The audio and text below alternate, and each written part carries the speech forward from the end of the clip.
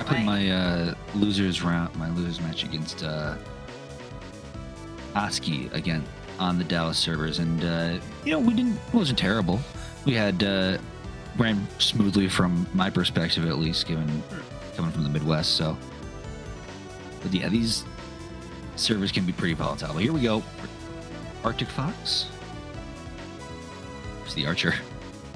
Yeah, so we go and straight into the smaller stage, and we're starting directly on Forest here, which not actually, it's not what I would have expected, but now that I think about it a little more, it makes sense. This is a stage where you get a lot of opportunities for easy edge guarding, and like I was saying, I'm expecting that to be a big make or break aspect of the set. Fleet has some of the best edge guarding in the game, and from some people I've heard, arguably the weakest recovery in the game, which makes for a very scary matchup here for both these players. You know, that one wrong move can lead to a very drawn out edge guard. Of course, and especially for, while sometimes, you know, the recovery may be a bit better than other characters, especially when you have float on your side, it can definitely be way more predictable in the ways of, oh, slow float in, and then at some point you know they have to hit the up B. But right here, we're just trying to vie for center stage, but no, just letting it rip with a big arrow to the heart for stock number one. Adverse trying to fight back here.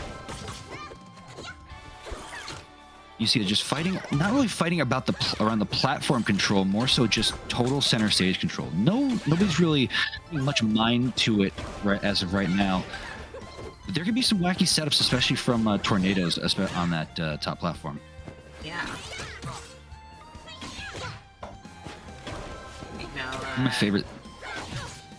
One of my favorite things about this game is we're going to see a nice back air from center stage from adverse there.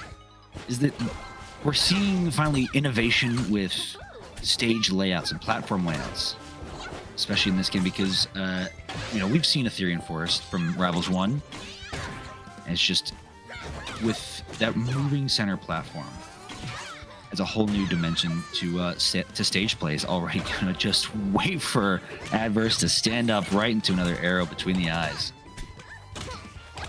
Indeed. Thel has maintained a very solid lead here this game so far.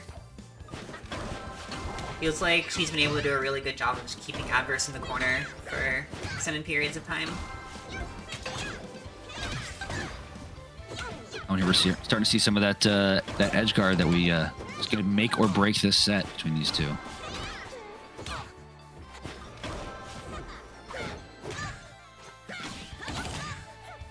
Patience waiting for opponent to land, and then, oh, great job with that air dash. But oh, another aggressive landing is going to give Thel, I believe, game number one.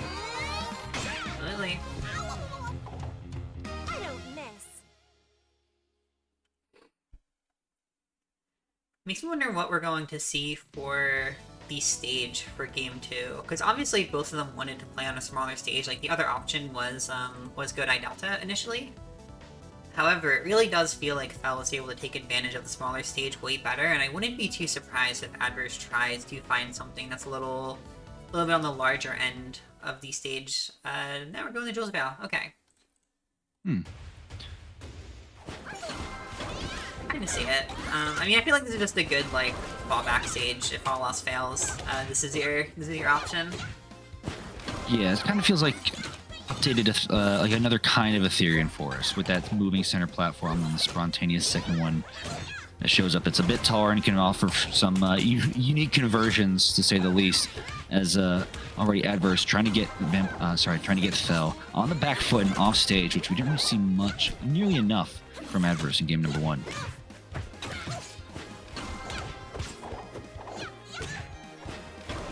Trying to find the spacing on forward tilt.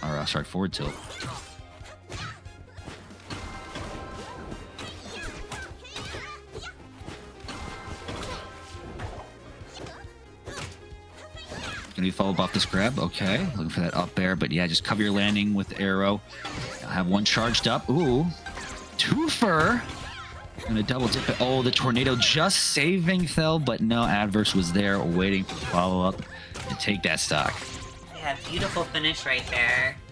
It's exactly the kind of combo Adverse needed to get into this game, but Thel's going to make sure that he has to keep working to maintain this lead. Yeah, you got to really put in the time, put in the hours, really working tooth and nail to keep this lead going. A good opening from Thel, though. Could flip this on its head, but Adverse is not going to wait and see. Back to center stage. Good job creating space, resetting neutral. Got all this range to work with. Another meaty back air is going to do it all the way from center stage off the side. So good leads here from Adverse event.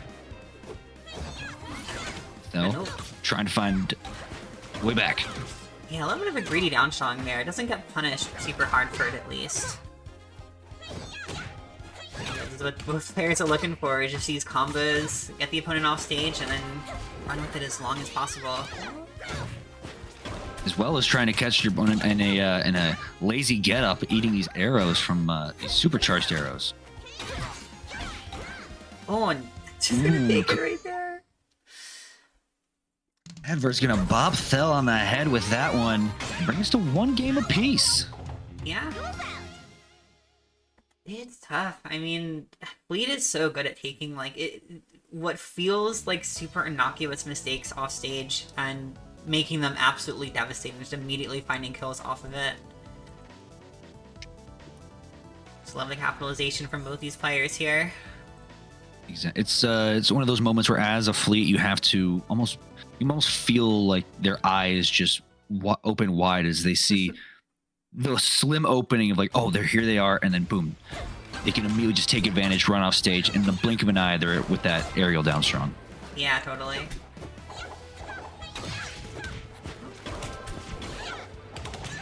Rockwall. So we're finally seeing a larger stage, but it's a large stage with small blast zones. I think Thel feeling like, okay, maybe I could use a little more space in neutral, but I still want to be forcing the issue on these edge guards as much as possible.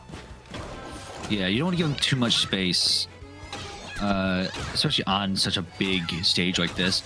You can minimize, like, the area they have to work with off stage and limit the amount of space they have to make these recoveries. They can be a lot more predictable and a lot more punishable.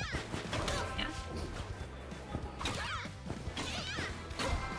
So now just kind of creating space, showing off a little bit of the movement here. So about who's going to make that, who's going to land that first big conversion is okay. More of these off stage. Good text, though, from Thel. Yeah, hanging on to this first stock for dear life. The Nair is, in fact, going to take it. Deceptively strong move, even on those late hits. And so far, taking the first stock has been very significant this set. In such a slow-paced matchup, being able to set the pace of the game is definitely a luxury that you want to have. And I feel like both players have done a pretty solid job taking advantage of it. We're going to see if Thel can kind of reverse the situation here. Oh my goodness. Exactly. You give your opponent an inch in this game, and they can certainly take it a mile. Thel doing a great job of making this comeback, not sweating it too much. The big thing there is limiting extra credit on your opponent. If you lose a stock and their stock taking percent is, oh my gosh, carry the ladder! Was that 3-4? Somebody got an achievement if they haven't already. Absolutely, the nice little 4-piece there, and that keeps Adverse confidently in the lead here. Just a beautiful. Yeah, that's one of those conversions that, on top of just, deals more mental damage as it does taking the stock. Mm-hmm. It's like, okay, well, if I know I just got held in, I held out there, did my best to avoid it, and they hit it 4 out of 4 times.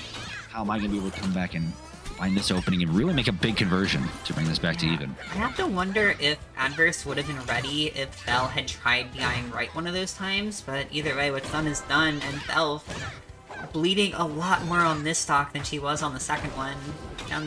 69% extra credit and counting here. Mm-hmm.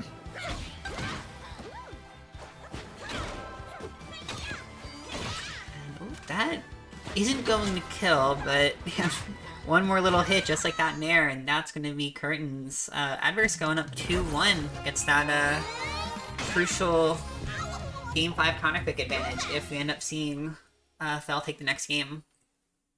Such an important thing to get the counter pick advantage down the stretch, because what could just seem as an innocuous game 3 win can easily turn into I needed to win that in order to maintain the advantage if the set goes the distance. So Thel trying to make this thing back, trying to force that game 5. Let's see, she has it in her. Yeah, I definitely think it's possible, but again, like these early game kills have been so significant this set. So I kind of worry that like we have to see Thel really just give it her all in this first minute or 2 of the game, and if it doesn't work out, that's going to be a very bad sign. Really set the pace, really define what it means to what the speed of the game is going to be. And so far off the rip, we're seeing that from Thel on a very solid lead. Make sure all these projectiles are landing and covering all the zones adverse wants to, all the space adverse wants to take. Yeah, unfortunately, not doing the up strong right there. I'm not entirely sure she had the space on the platform, but did that ever actually hit, or did adverse just die there? I think adverse just died there. It had to be the up air. Yeah. Oh, No, that's a meaty arrow. Yeah. Something I've definitely been noticing from Thel so far is that she is going for the up strong kills, but not really connecting them. Definitely kind of proven to be a bit of a sore spot, but able to at least have the lead so far. But she's still finding conversions in other ways, just as important ways, things like up air and back air, and especially these grounded strongs. But that is a big arrow from adverse. Great job from Thel to still survive. Was the tornado going to be undoing? No, it is going to be enough to still survive. Keep the stock.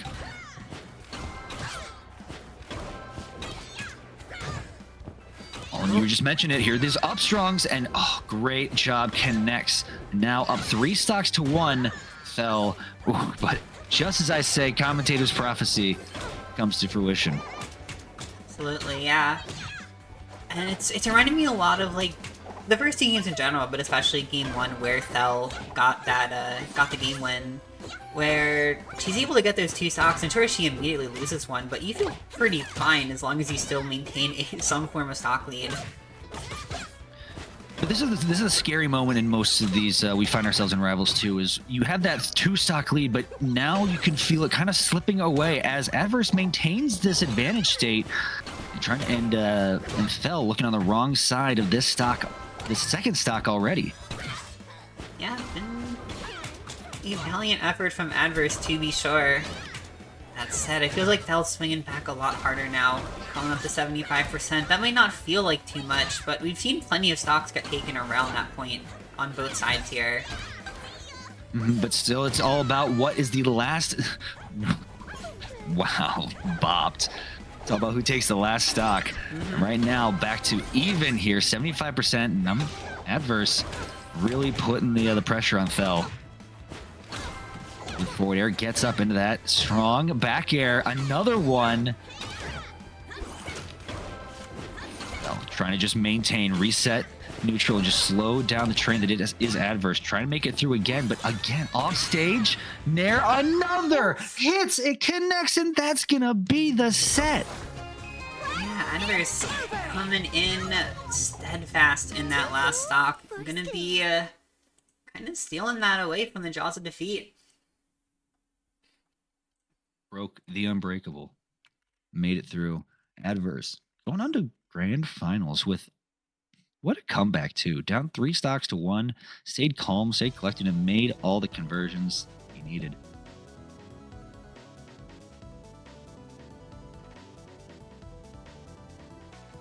Yeah. Like you said, kind of feels like kind of stole one, but I mean, if you're adverse, you take that every day of the week. Absolutely.